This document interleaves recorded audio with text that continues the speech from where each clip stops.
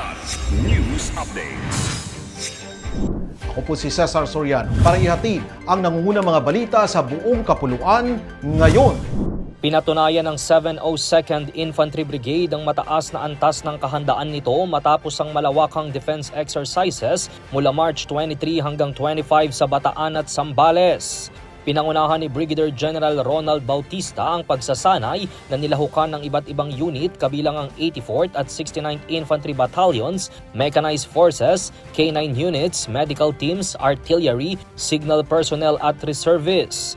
Layunin ng aktibidad na patatagin ang koordinasyon at kakayahan ng mga unit sa sabayang operasyon sa ilalim ng Territorial Defense Framework. Ipinakita sa drills ang integrated at multi-domain approach sa pagtugon sa banta sa panlabas na seguridad.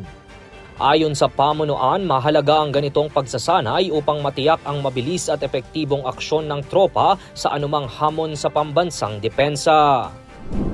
Tinatayang 1 bilyong pisong halaga ng iligal na electronic cigarettes at vape products ang nasamsam ng Bureau of Customs o BOC sa isang warehouse sa Navotas City matapos ang malawakang operasyon noong Marso 21.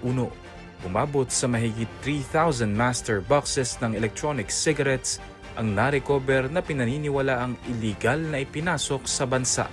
Batay sa intelligence monitoring, natukoy ang umano'y iligal na imbakan ng mga produktong walang kaukulang rehistro at sertipikasyon. Sa pagsalakay ng composite team ng BOC, katuwang ang Philippine Coast Guard o PCG at pulisya, nadiskubre ang mga item na kulang sa permit at posibleng misdeclare. Lumabas din sa paunang investigasyon na lumabag ang mga produkto sa umiiral na regulasyon sa vape at consumer safety standards.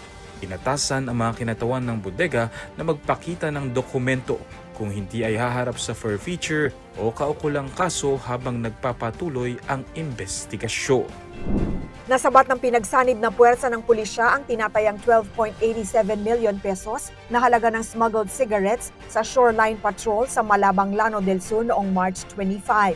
Sa operasyon ng 2nd PMFC, RMFB 14A, SAF at Malabang Municipal Police Station, nadiskubre ang 220 na kahon ng sigarilyo na iniwang nakakalat sa isang residential area malapit sa baybayin. Kabilang sa mga na-recover ang iba't ibang brand na hinihinalang ipinuslit sa lugar. Agad isinailalim sa kustodiya ng pulisya ang mga ebidensya, gayon rin ang dokumentasyon at koordinasyon sa Bureau of Customs o BOC para sa tamang disposisyon.